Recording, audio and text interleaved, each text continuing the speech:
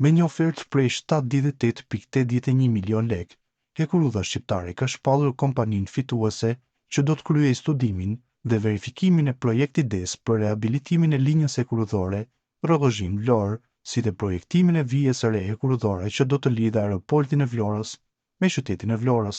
Tenderi me fond limit 95 milion lekë u hap në muajin dhjetor të vitit të kaluar, teksa fituese është shpallur kompania austriake Consulting Engineers Austria.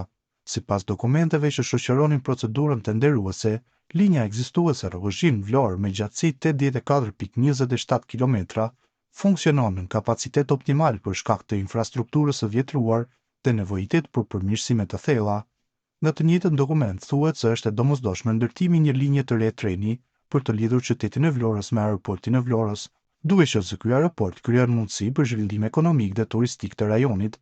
Ndërkaq, kompania që ka fituar tenderin do të duhet të hartojë një projekt zbatimi për një linjë hekurudhore elektrike me shpejtësi deri në 120 km/h.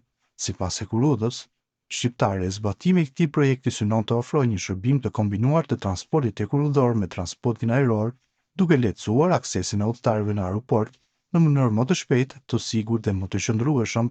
Gjithashtu, një nga objektivat kryesorë është rritja e sigurisë së lëvizjes për udhëtarët, duke reduktuar rrezikun e aksidenteve.